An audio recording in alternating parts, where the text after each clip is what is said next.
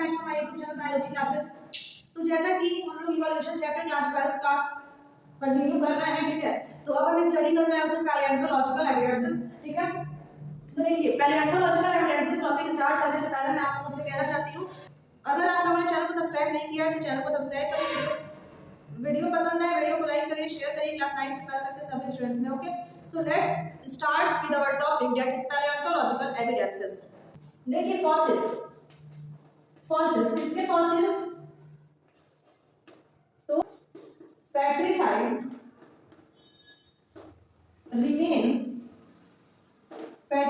remaining of the hard part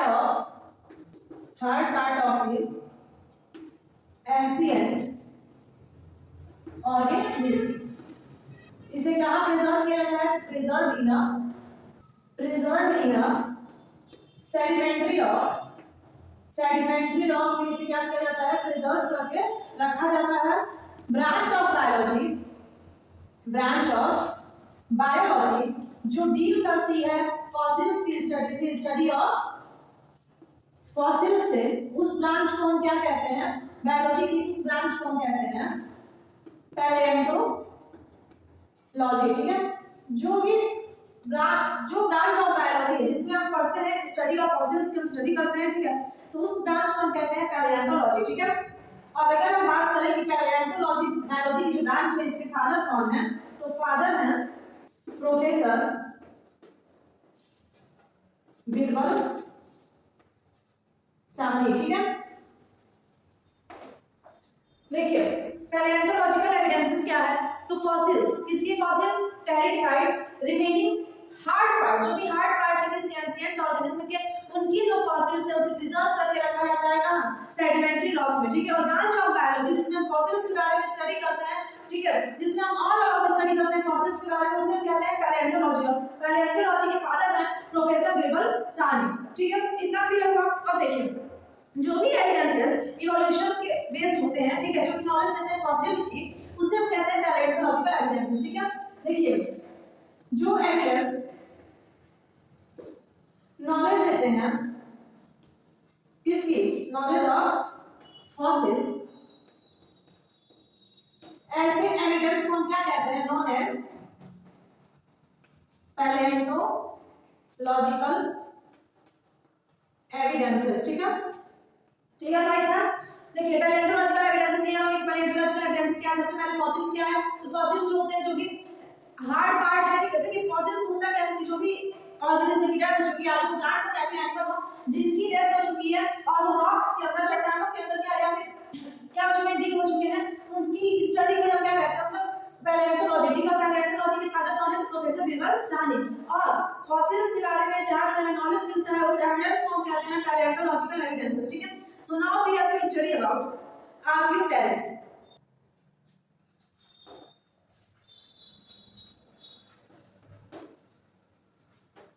So now we have to study about Archaeopteryx. What is Archaeopteryx? Archaeopteryx क्या है? देखिए इनका जो body structure होता है ना, वो अपीयर एज ए लिजार्ड, ठीक है। बॉडी स्ट्रक्चर की अगर हम बात करें, बॉडी स्ट्रक्चर, तो ये अपीयर एज अ लिजार्ड, ठीक है। इनका बॉडी स्ट्रक्चर कैसा हो जाता है? लिजार्ड की तरह होता है, ठीक है। इनका आर्कियोप्टेरिक्स का, ठीक है, लिजार्ड की तरह होता है। और कभी कभी कुछ केसेस में एडिस की तरह से भी होता है। तो देखिए ये लिजार्ड और एडिस का कॉम्बिनेशन का बॉडी स्ट्रक्चर होता है, ठीक है। इनका मतलब ये है कि इंडिकेट करता है कि कनेक्टिव लिंक है किसके बीच में? लिजार्ड और एडिस, ठीक है। तो आर्कियोप्टेरिक्स क्या है? कनेक्टिव लिंक है बिटवीन लिजार्ड एंड एडिस, ठीक है। क्लियर हो गया आर्कियोप्टेरिक्स? कोई डाउट नहीं है आर्कियोप्टेरिक्स में? देखिए आर्कियोप्टेरिक्स क्या है? तो इनकी जो बॉडी स्ट्रक्चर होती है वो लिजार्ड और एडिस की तरह होती है, ठीक है। ये इसलिए हम इन्हें कनेक्टिव लिंक कहते हैं, लिजार्ड और एडिस, ठीक है। हमें पढ़ना है फाइलोजेनेटिक स्टडीज।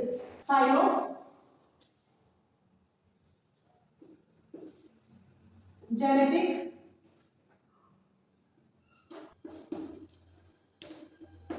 फाइलोजेनेटिक स्टडीज क्या होती है? देखिए इसमें हम समझते हैं क्या है। देखिए फाइलोजेनी ये इवोल्यूशनरी स्टडी है किसकी, ऑर्गेनिज्म की, ठीक है। अगर हम बात करें फाइलोजेनी, तो फाइलोजेनी क्या होता है, evolutionary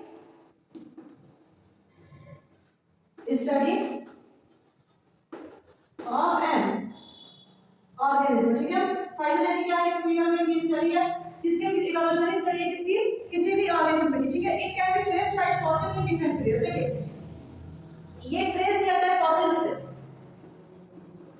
traced by fossils in different periods.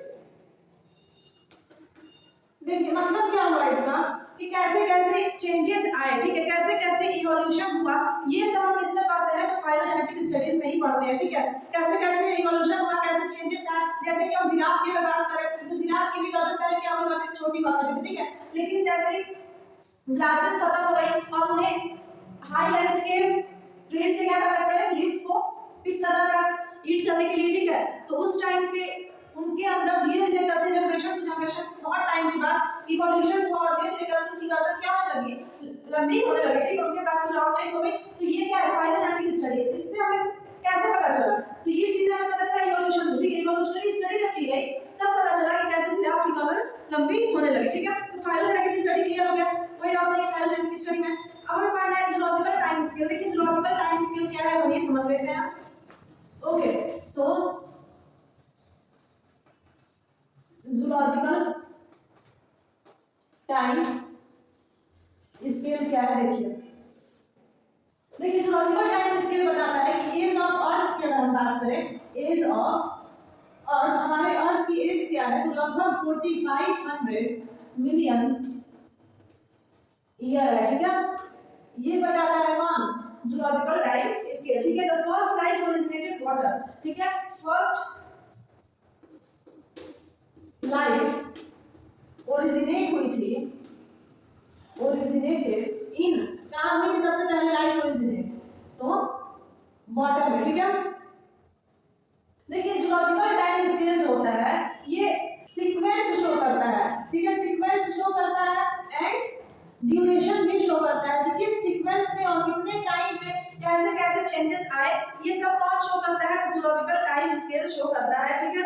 अब सुनिए जूलॉजिकल टाइम स्पेन को हम लोग कहते हैं ईरा, ठीक है, इसे हम लोग आल्सो नोन एज ईरा, ठीक है, इसे हम लोग ईरा के नाम से भी जानते हैं। और ये डिस्ट्रीब्यूट होता है टोटल 5 सेगमेंट में, आर्कियोजोइक, प्रोटेरियोजोइक, पैलोरोजोइक, मीसोजोइक एंड सिनोजोइक, ठीक है। तो देखिए इन सभी के आर्कियोजोइक, प्रोटेरोजोइक, पैलोरोजोइक, मीसोजोइक और सिनोजोइक, इन सबके बारे में डिटेल स्टडी करना है, पर अभी नहीं, हमें हायर क्लासेस में इसके बारे में स्टडी करना है, ठीक है, हम पूछेगा नहीं एग्जाम में। ओके वेल स्टूडेंट्स, अब हमें पढ़ना है biogeographical evidences, bio geographical evidences, ठीक है। बायोजियोग्राफिकल एविडेंसेस क्या है, देखिए इसे समझते हैं। एविडेंसेस मतलब तो समझ में आ चुका है क्या है, ठीक है। तो देखिए बायोजियोग्राफिकल एविडेंसेस के साथ biogeography is pattern of distribution of animal और plant of different part of earth. देखिए इतना तो पता है कि बायोजियोग्राफी क्या है। अगर हम बात करें बायो जियोग्राफी की, तो बायोजियोग्राफी क्या है, डिस्ट्रीब्यूशन ऑफ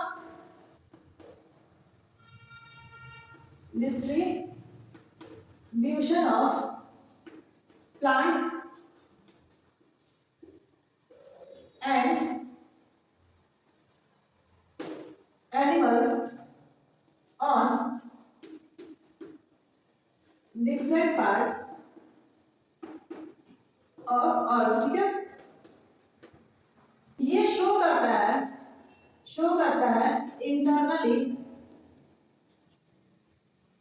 इवोल्यूशनरी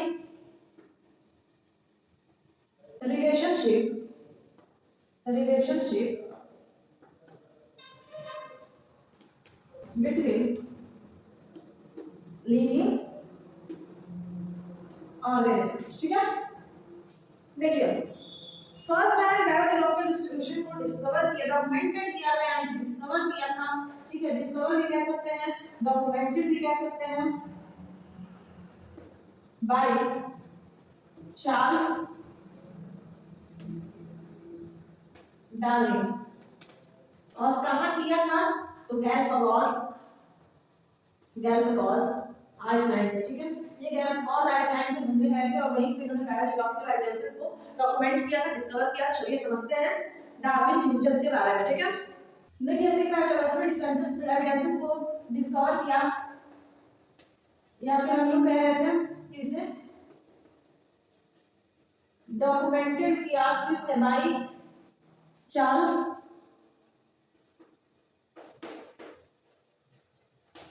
डार्विन, ठीक है। तो एक थियरी है, देखिए चार्ल्स डार्विन ने इसे डिस्कवर किया, ठीक है। एक थियरी है, जिस थियरी का नाम है डार्विन फिंचेस, ठीक है। ये एक स्टोरी टाइप का है, डार्विन फिंचेस की थियरी। देखिए इसमें क्या बताया गया है। चार्ल्स डार्विन ने क्या बताया? चार्ल्स डार्विन जो है ना, वो गैलापागोस आइसलैंड पे घूमने गए, ठीक है। कहाँ गए थे? गैलापागोस आइलैंड पे घूमने गए थे, ठीक है। यहाँ पे इन्होंने बहुत सारी स्पीशीज देखी प्लांट की और बहुत सारी स्पीशीज देखी एनिमल्स की, ठीक है। इन्होंने स्पीशीज देखी किसकी? Species of plants and animals. Plants और एनिमल्स की इन्होंने बहुत सारी स्पीशीज देखी, ठीक है।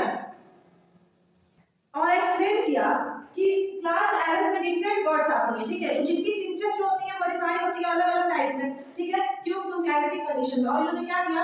एक्सप्लेन किया क्या कि क्लास एवेस में कौन आता है? क्लास एवेस में आती हैं बर्ड्स, ठीक है। तो अलग अलग बर्ड्स की जो फिंचेस होती है, फिंचेस जो होती हैं इनकी वो डिफरेंट होती है, ठीक है।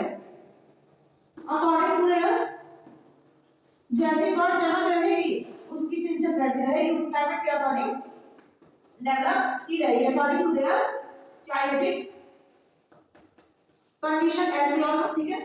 तो इन्होंने ये बताया कि जो बर्ड्स होती हैं अलग अलग जगह पे अलग अलग क्लाइमेटिक कंडीशन में उनकी फिंचेस अलग अलग टाइप की रहती हैं, ठीक है। इनकी फिंचेस जो होती हैं वो इंसेक्ट ईटिंग, वुड पिकर और सीड ईटिंग टाइप में अलग अलग डिफरेंशिएट होती हैं। किस फॉर्म में? तो in the form of insect eating. कुछ ऐसी बर्ड रहेंगी जो क्या खाएंगी? इंसेक्ट्स को ईट करती हैं, ठीक है। तो इंसेक्ट ईटिंग टाइप की उनकी फिंच रहेगी, ठीक है। कुछ होती हैं जो कि वुड पिकर्स, ठीक है, तो इनके फिंचेस अलग टाइप के रहेंगे। और सीड ईटिंग बर्ड की फिंचेस अलग टाइप के रहेंगे। ये सब चीजें इन्होंने देखा कहाँ पे? तो गैलापागोस आइसलैंड में।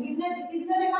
चार्ल्स डार्विन ने देखा, ठीक है। तो डार्विन फिंचेस की थ्योरी समझ में आ गई। चार्ल्स डार्विन ने डार्विन फिंचेस की थ्योरी दी जब गैलापागोस आइसलैंड पे घूमने गए थे, ठीक है। इन्होंने ये सब कुछ देखा, फिंचेस जो होती है वो अलग अलग टाइप की होती है according to climatic condition, okay. So now we have to study about discontinuous distribution, okay. So let's start discussing about discontinuous distribution. Discontinuous distribution, ठीक है। डिसकंटिन्यूअस डिस्ट्रीब्यूशन क्या होता है? देखिए हम समझते हैं इसके बारे में, ओके। तो इसे स्टार्ट करने से पहले आप लोग श्योर कर लीजिए कि आप लोगों ने अपने चैनल को सब्सक्राइब कर लिया है, ठीक है। चैनल को सब्सक्राइब करिए, ठीक है। वीडियो को लाइक करिए, शेयर करिए क्लास 9 से 12 तक के सभी स्टूडेंट्स में, ओके। देखिए डिसकंटिन्यूअस डिस्ट्रीब्यूशन क्या होता है? When different organism of common ancestor, ठीक है, जब डिफरेंट ऑर्गेनिज्म कहाँ के? Different organism of common ancestors inhabit different geographical area, and differ from each other. इसी प्रोसेस को हम कहते हैं known as डिसकंटिन्यूअस डिस्ट्रीब्यूशन, ठीक है। क्लियर है? डिसकंटिन्यूअस डिस्ट्रीब्यूशन क्या है? देखिए जब डिफरेंट ऑर्गेनिज्म एक ही एंसेस्टर के डिफरेंट ऑर्गेनिज्म इनहेबिट करते हैं डिफरेंट जियोग्राफिकल एरिया में, यहाँ तक कि वो एक दूसरे से भी डिफरेंट होते हैं। देखिए डिफरेंट ऑर्गेनिज्म, ठीक है, कॉमन एंसेस्टर के अलग अलग ऑर्गेनिज्म जो होते हैं वो डिफरेंट जियोग्राफिकल एरिया को इनहेबिट करते हैं, इनफैक्ट वो एक दूसरे से भी अलग होते हैं। तो इसी प्रोसेस को हम कहते हैं, इसी डिस्ट्रीब्यूशन को हम कहते हैं डिसकंटिन्यूअस डिस्ट्रीब्यूशन, ठीक है। इसके लिए एक रेटिकुलेटेड डिस्ट्रीब्यूशन हमें समझना है। देखिए सबसे पहले डिसकंटिन्यूअस डिस्ट्रीब्यूशन समझ में आया, अब हमें समझना है रेटिकुलेटेड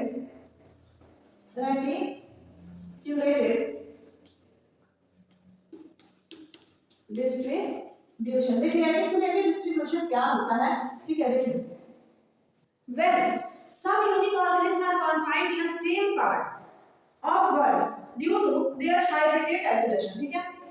किसमें एक डिफरेंट ऑर्गेनिज्म था, ठीक है, तो सम ऑर्गेनिज्म दोनों एक दूसरे से मैच कर रहा है, सम ऑर्गेनिज्म, ठीक है, अलग अलग सेम एंसेस्टर के, ठीक है, some organism of same ancestor inhabit some geographical area, some geographical area and same as each other, क्यों? Due to hybridate isolation। तो इसी प्रोसेस को हम कहते हैं known as what? Reticulated distribution, ठीक है। रेटिकुलेटेड डिस्ट्रीब्यूशन समझ में आ गया। देखिए जब कुछ ऑर्गेनिज्म एक ही एंसेस्टर कॉमन एंसेस्टर कुछ ऑर्गेनिज्म जो होता है वो इनहेबिट करते हैं कुछ जियोग्राफिकल एरिया को, लेकिन वो एक दूसरे से कैसे रहते हैं, सेम रहते हैं, क्यों सेम रहते हैं, तो हाइब्रिडेट आइसोलेशन की वजह से। तो इसे हम कहते हैं रेटिकुलेटेड डिस्ट्रीब्यूशन, इसी प्रोसेस को हम कहते हैं, इसी डिस्ट्रीब्यूशन को हम कहते हैं रेटिकुलेटेड डिस्ट्रीब्यूशन, ठीक है। So now we have to study about convergent evolution. Okay, so let's start studying about convergent evolution. Convergent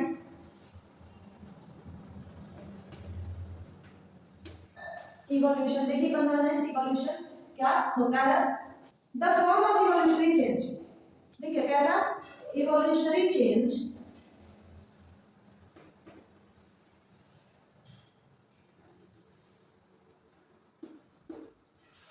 evolutionary change in which natural selection can induce, in which natural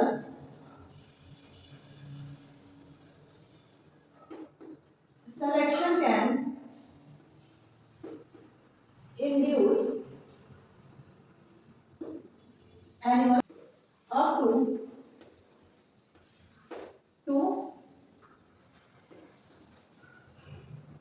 different group, दो अलग अलग different type के group का, ठीक है, animals का selection, ठीक है, टू अंडरगो सिमिलर एडाप्टेशन, और उनमें क्या हो जाना, सिमिलर एडाप्टेशन, ठीक है। दो अलग अलग ग्रुप के थे लेकिन हुआ क्या, उनमें हुआ सिमिलर एडाप्टेशन, ठीक है।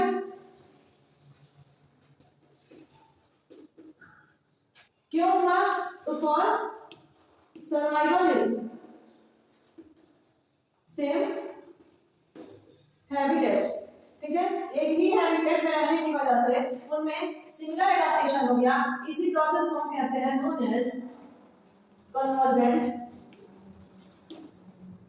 इवोल्यूशन। देखिए कन्वर्स का मतलब क्या होता है, कन्वर्स मतलब होता है समा लेना, ठीक है। देखिए ये एक क्या है, कोई हैबिटेट है, ठीक है, ये अलग अलग टाइप के एनिमल्स हैं, इनका अलग हैबिटेट है, इनका अलग, इनका अलग, इनका अलग, ठीक है, लेकिन सबको रहना है इसी हैबिटेट पे, ठीक है, इसी वजह से, इसी कारण से इन सबको रहना है इसी हैबिटेट पे, तो इनको भी इसी में रहना है, सबको क्या रहना है, एक ही हैबिटेट पे रहना है, और जब एक ही हैबिटेट पे रहना पड़ेगा तो इन चारों को इसी हैबिटेट की तरीके से क्या करना पड़ेगा, खुद को सर्वाइव करने की कैपेसिटी अपने अंदर लानी पड़ेगी, और जहां ये कैपेसिटी आ गई तो इसी इवोल्यूशन को हम कहते हैं कन्वर्जेंट इवोल्यूशन, ठीक है। कन्वर्जेंट इवोल्यूशन आप लोगों को समझ में आ गया। अब देखिए अब हमें समझना है बायोकेमिकल एविडेंसेस क्या होते हैं, ठीक है। सो let's start discussing about biochemical evidences.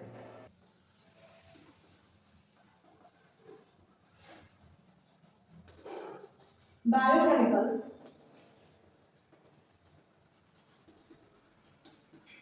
Evidences, ठीक है। देखिए बायोकेमिकल एविडेंसेस क्या होते हैं, अभी हम बायोजियोग्राफिकल एविडेंसेस पढ़ के आए हैं, ठीक है। अब हमें पढ़ना है बायोकेमिकल एविडेंस क्या होते हैं। देखिए ऐसे एविडेंस जो कि बेस्ड होते हैं सिमिलर बायोकेमिकल रिएक्शन पे, ठीक है, based on similar biochemical reaction, ठीक है। बायोकेमिकल एविडेंसेस जो होते हैं वो बायोकेमिकल रिएक्शन के एविडेंस होते हैं। एग्जाम्पल हो जाएगा, बेस्ड होते हैं, एग्जाम्पल हो जाएगा प्रोटीन्स एंड जीन्स, ठीक है। इसके अगर हम एग्जाम्पल की बात करें तो एग्जाम्पल हो जाएगा प्रोटीन एंड जीन, ठीक है। ये बायोकेमिकल क्या है, रिएक्शन होता है प्रोटीन जीन बायोकेमिकल एंजाइम, ये दोनों, ठीक है। अगर हम बात करें एंजाइम की, ठीक है, अगर हम बात करें एंजाइम की, देखिए similar enzyme, similar enzyme of different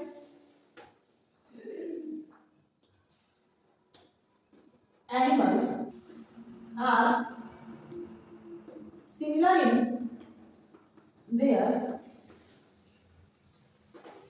chemical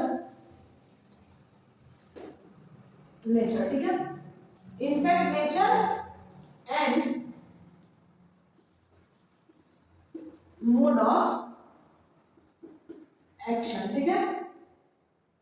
जैसे अगर बात करें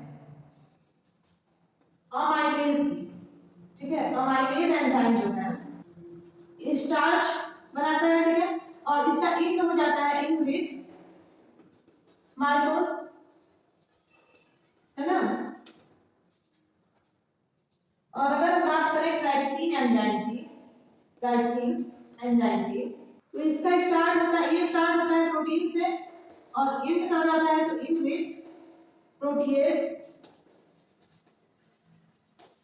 एंड पेप्टोज, ठीक है। क्लियर हो गया बायोकेमिकल एविडेंसेस, देखिए बायोकेमिकल एविडेंस टॉपिक क्लियर हो गया है। देखिए इसमें ब्लड और लिम्फ्स की बात करें तो the component of blood and lymph and their function are similar in different verticals, ठीक है। देखिए अलग-अलग वर्टिकल में ब्लड का तो फंक्शन सेम ही रहेगा ना, ब्लड का फंक्शन तो चेंज होगा नहीं, तो ब्लड का फंक्शन जो होता है सभी के सभी वर्टिब्रेट्स में सेम रहता है, ठीक है। तो देखिए बायोकेमिकल एविडेंस क्या है, तो बेस्ड किस पे बेस्ड होता है, बायोकेमिकल रिएक्शन पे। एग्जांपल हो जाएगा बायोकेमिकल एविडेंस का प्रोटीन और जीन, ठीक है। एंजाइम की हम बात करें तो एंजाइम जो होते हैं, सिमिलर एंजाइम जो होते हैं वो अलग-अलग एनिमल्स में भी कैसा वर्क करेंगे, तो सिमिलर वर्क करेंगे, ठीक है। सिमिलर केमिकल नेचर और मोड ऑफ एक्शन का सेम होगा, ठीक है। मान लीजिए एंजाइम की बात करें तो स्टार्ट से एंड किस में कर जाता है, माइटोज में, ठीक है। ट्रिप्सिन की बात करें तो प्रोटीन टू प्रोटीज और पेप्टोज, ठीक है। और ब्लड और लिम्फ की बात करें तो ये तो सब में सेम ही होता है, चाहे वो कोई भी वर्टिब्रेट, सब में ब्लड का फंक्शन सेम रहता है, ठीक है। अब देखिए हमें पढ़ना है एडाप्टिव रेडिएशन क्या होता है। So now let's discuss about adaptive radiation.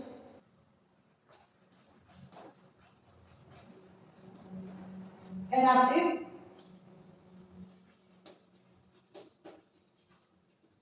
Radiation, देखिए एडाप्टिव रेडिएशन क्या है, it is a process of evolution of different species, ठीक है। इस एक ऐसी प्रोसेस है, तो इवोल्यूशन होता है इसमें, ठीक है, लेकिन इवोल्यूशन ऑफ सेम स्पीशीज और डिफरेंट, तो इवोल्यूशन ऑफ डिफरेंट स्पीशीज, ठीक है। कहां पे, तो इन ए गिवन जो जियोग्राफिकल एरिया दिया हुआ है उसी जियोग्राफिकल एरिया में इवोल्यूशन हो जाना अलग अलग स्पीशीज का, ठीक है, in which different member of same ancestor, in which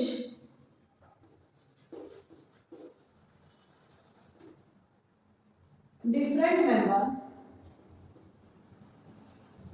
of same ancestors are evolved, along different lines of different habitats of same area। इसका एग्जाम्पल हो जाएगा डार्विन फिंचेस, ठीक है। देखिए समझ में आया एडाप्टिव रेडिएशन क्या है, तो adaptive radiation in the sense evolution of different species, अलग अलग स्पीशीज का इवोल्यूशन हो जाना किसी गिवन जियोग्राफिकल एरिया यानी पर्टिकुलर एरिया में ही जहाँ पे डिफरेंट मेंबर्स जो है सेम एंसेस्टर के वो इवॉल्व होते हैं, जहाँ पे different line of different habitat of same area, habitat तो डिफरेंट रहेगा लेकिन एरिया क्या रहेगा, सेम रहेगा। एग्जांपल क्या हो जाएगा, इंचेस, ठीक है। वैसा फिर से सब एग्जांपल्स हो जाते हैं, ठीक है। अब देखिए हमें पढ़ना है theory of evolution. Theory of evolution total 4 theory है, ठीक है। तो चलिए हम समझते हैं theories of evolution.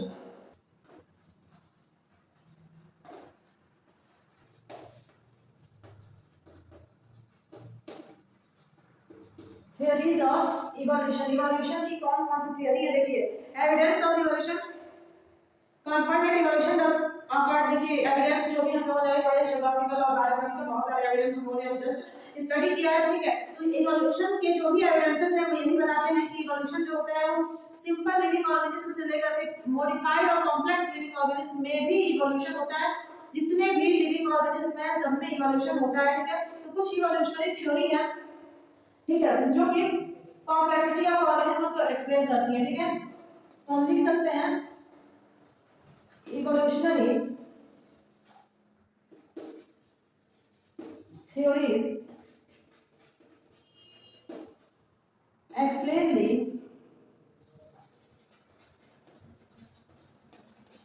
complexity of an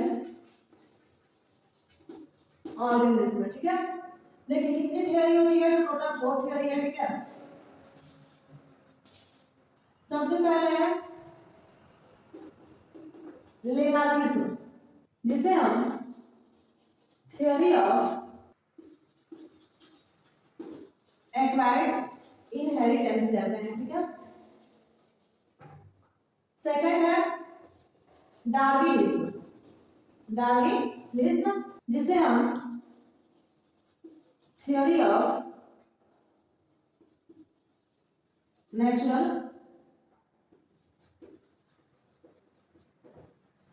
selection कहते हैं, ठीक है। थर्ड है म्यूटेशन, जिसे हम थ्योरी ऑफ डी ब्रीज के नाम से जानते हैं। और लास्ट है neo Darwinism of modern concept, जिसे हम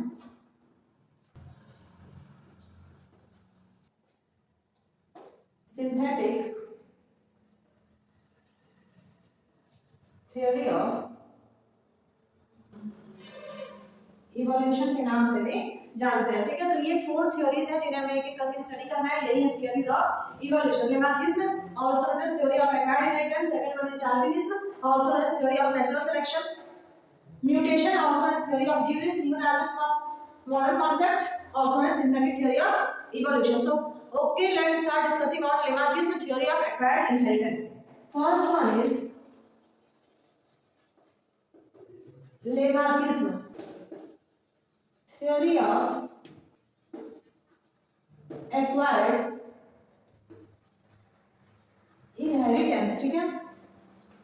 Lamarckism जिसे हम theory of acquired inheritance के नाम से भी जानते हैं, ये कैसी theory है, क्या बताया गया इसमें। देखिए इसको सबसे पहले इस थ्योरी को लाया था, ठीक है, प्रपोज्ड बाय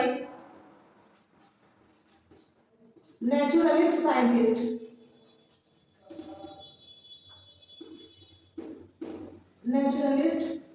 साइंटिस्ट जिनका नाम था जे.बी. लेमार्क, ठीक है। कब लाए थे, तो 1809 एडी में थ्योरी ले आए जिसका नाम है थ्योरी ऑफ एक्वायर्ड इनहेरिटेंस, ठीक है।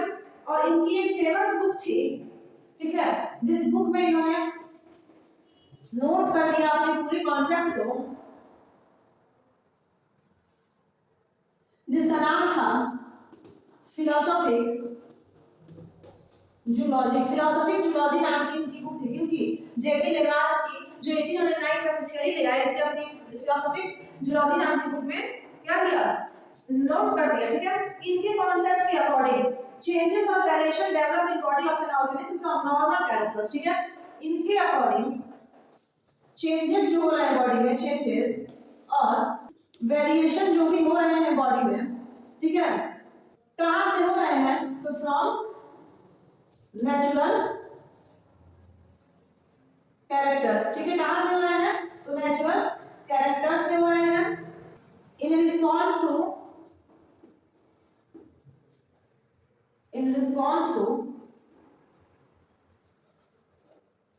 in response to change in environment, the functioning of use and disuse of organs। देखिए इन्होंने ये कहा कि जो भी चेंजेस या वेरिएशन हो रहे हैं वो नेचुरल कैरेक्टर से ही हो रहे हैं, इसके रिस्पॉन्स में तो चेंज हो रहे हैं, इन्वायरमेंट और फंक्शन, मतलब देखिए किसी भी ऑर्गन का यूज अगर हो रहा है तब तो वो ऑर्गन नेक्स्ट मतलब इवोल्यूशन के टाइम पे रहेगा बॉडी में, ठीक है, और अगर किसी ऑर्गन का यूज नहीं हो रहा है तो जनरेशन टू जनरेशन टाइम खत्म होने के बाद जो इवोल्यूशन हो रहा है उस इवोल्यूशन में वो ऑर्गन क्या हो जाएगा, डिसअपीयर हो जाएगा, वो बॉडी में शो नहीं होगा, ठीक है, किसके अकॉर्डिंग, अकॉर्डिंग टू लेमार्किस, ठीक है, तो लेमार्किस में थ्योरी के कुछ पोस्टुलेट्स हैं, तो चलिए हम पोस्टुलेशन ऑफ लेमार्किस में समझते हैं। अगर हम बात करें पोस्टुलेशन ऑफ लेमार्किस, तो देखिए सबसे पहला पोस्टुलेशन क्या है, तो use and disuse of organ, ठीक है, कि अगर ऑर्गन यूज में है तो वो नेक्स्ट जनरेशन में शो करेगा, अदरवाइज अगर इवोल्यूशन हुआ तो ऑर्गन डिसअपीयर कर जाएगा, ठीक है। नेक्स्ट क्या है, tendency to increase in size, tendency to increase in size, किसकी हाइट कितनी लंबी रहेगी, ठीक है, ये सब क्या है पोस्टुलेशन ऑफ लेमार्किस में ही है। इनहेरिटेंस ऑफ एक्वायर्ड कैरेक्टर, अगर हम बात करें इनहेरिटेंस ऑफ एक्वायर्ड कैरेक्टर की, तो ये भी क्या है पोस्टुलेशन ही है लेमार्किज्म का, ठीक है। और लास्ट पोस्टुलेशन क्या है, direct effect of environment develop in a new species, direct effect of environment developing a new species, ठीक है। समझ में आया पोस्टुलेशन लेमार्किज्म का, सबसे पहला है use and disuse of organ, second one is tendency to increase in size, third one is inheritance of acquired character and fourth one is direct effect of environment developing a new species.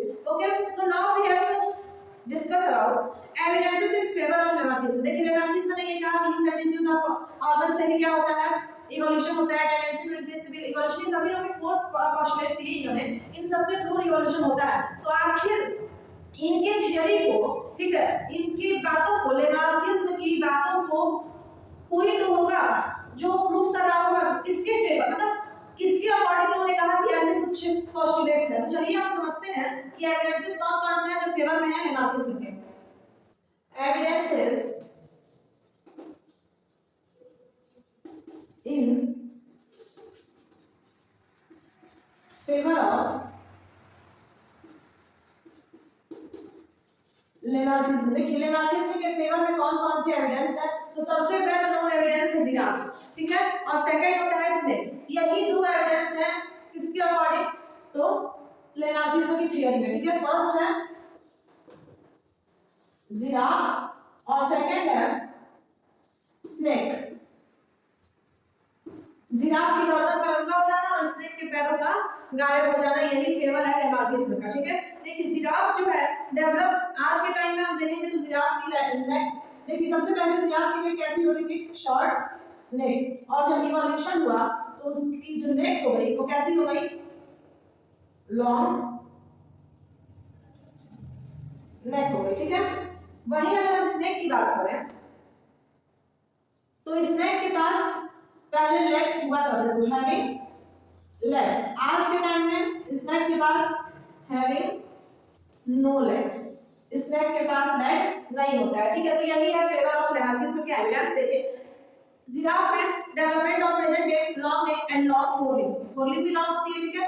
In giraffe it is an example of use and disuse of organ, सही बात है। जब use हुआ, जब उनकी giraffe की जब नेक का यूज हुआ कि अब हाई लेंथ से हमें लीफ को पिक करना है, तब उन्हें धीरे धीरे क्या हुआ, उनकी जो नेक थी वो लॉन्ग हो गई। और स्नेक की अगर हम बात करें तो in present day limbless snake is long slender body from the limbed ancestor. ठीक है, देखिए पहले स्नेक के पैर हुआ करते थे, लेकिन बाद में धीरे धीरे क्या हुआ, स्नेक के पैर भी क्या हो गए, स्नेक है नो लेग्स। ठीक है, क्यों, क्योंकि उनको क्रॉलिंग करने में ज्यादा इजी महसूस हुआ इनफैक्ट चलने के। ठीक है, तो चलिए हम समझते हैं क्रिटिसिज्म ऑफ लेमार्किज्म।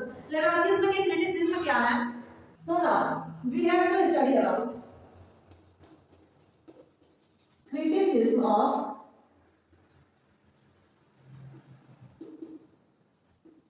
लेमार्किज्म। तो चलिए क्रिटिसिज्म ऑफ लेमार्किज्म हम पढ़ेंगे नेक्स्ट पार्ट में। ठीक है, इस पार्ट में सिर्फ इतना ही। कोई भी डाउट हो कमेंट कर दीजिए, कमेंट करिए आप लोग अपने डाउट को, आप लोगों का डाउट क्लियर किया जाएगा। ठीक है, और सब्सक्राइब नहीं किया सब्सक्राइब करिए, शेयर करिए। क्लास 9 12 तक के सभी स्टूडेंट्स को क्लास 10 का सिलेबस कंप्लीटेड है। ओके, और कोई भी डाउट हो exam, practical exam regarding, board exam regarding और एनी टाइप्स ऑफ डाउट आप लोग कमेंट करिए। ठीक है, डाउट क्लियर किया जाएगा। Okay, thank you.